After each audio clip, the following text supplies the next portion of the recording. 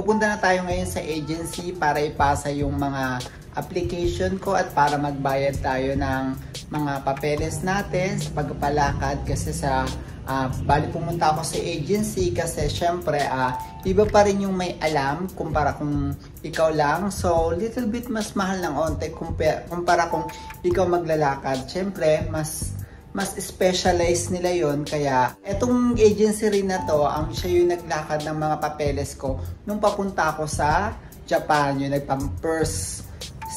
nagpa-single visa ko at saka ito nagpa-multiple visa ko. So bali nakadalawang multiple visa ako sa kanila sa pumasa. So this time dahil pupunta nga ako ng Canada, hindi ko naman alam yung mga kung paano gawin yung mga papeles na yan. So sila yung mas nakakaalam. Kaya ipapaubaya ko sa kanya. Come on, let's go guys. Ipapasa ko na yung aking mga papeles para sa aking visa going to Canada. Kaya kukunin ko na yung mga papeles ko kasi magba-biometrics tayo. Bali for appearance tayo doon. Pero walang interview. So ipapasa lang natin to para sa ating parang fingerprint yon.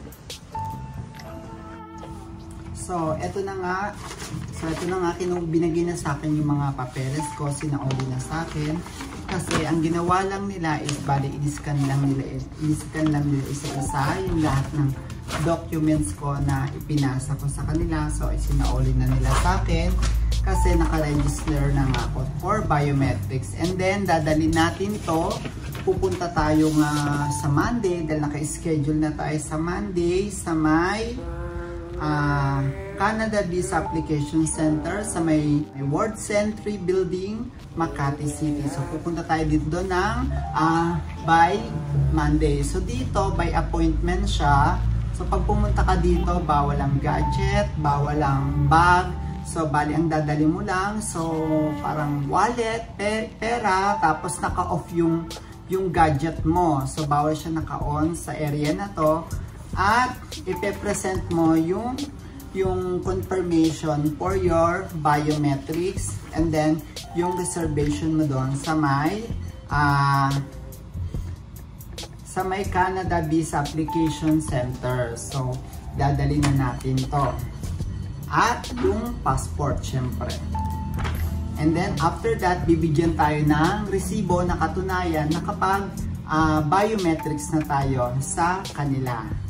Ang mga kailangan mag-biometrics ang mga sumusunod: temporary residence permit, work permit, study permit, visitor's record, permanent residence application or permanent residence card renewal, at yung temporary residence visa. So, yun yung mga kinakailangan na kumukuhaan ng biometrics. So, bali kasi dahil advanced na nga ngayon, digitalized na siya. So, bali dito kasi yung biometrics na yan yung nakalagay yung sa yung online information. So, para pagka ginanon mo na siya sa may immigration, lalabas na lahat ng mga documents mo, mga katunayan ng iyong pagkatao. So that's it. So punta na tayo ngayon sa may Makati. Tayo ngayon sa may World Trade Center para kumuha ng biometrics. Dahil online appointment tayo, so dito lahat ng pumupunta, hindi ka na maghihintay ng matagal. So madali lang yung process dito sa may pag-biometrics natin. Ayan, natapos na tayo mag-biometrics dito, uuwi na tayo. Saglit na saglit lang yung pag-intay natin ng biometrics. Out na tayo.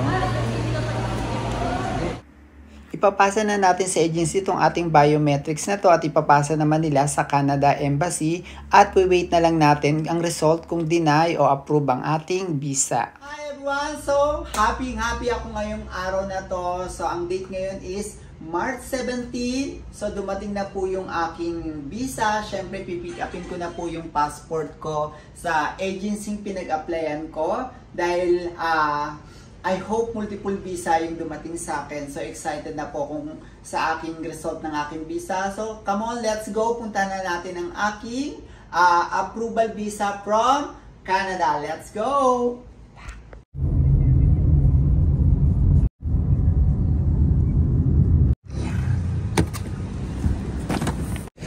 Siyempre, dito na tayo sa may GTS.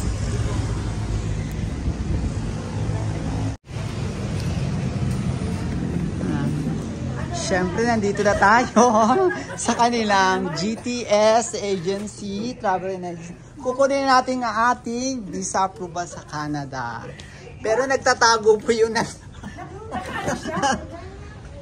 Ayan, kukunin na natin. Rona, ilabas na ang may hiwagang padala. Eto na. Siyempre, bubuklatin na natin to. Dahan-dahan. Ako, baka may diamante. So, ito na ang aking passport, old passport, at ang aking bagong passport. Check na natin, dahan-dahan. Ito yung aking bago. So, bali ito yung multiple visa ko sa Japan, yung na-approve dito sa GTS, sa una, at yung pangalawang multiple visa ko, ito yung ating pangalawang multiple visa sa Japan. At eto na, kanina nakita ko agad yun. Eto na. Ah! Papampas ako sa'yo, Rona. Multiple visa tayo sa Canada. Yay! Multiple entry tayo ngayon sa Canada. Nako, pakis nga sa ngala-ngala, Rona. Thank you. So, yun, bali, ang pinesend ko lang yung mga document na yun na nirequest sa akin ng agency na to. Kaya ng invitation letter sa galing from Canada. Kanila passport, tax declaration, working certificate, at yung apartment contract. Sa akin naman, as a business owner, nag-provide po ako ng passport, birth certificate, bank certificate, bank statement, 6 months, DTI, barangay permit, and also my car document.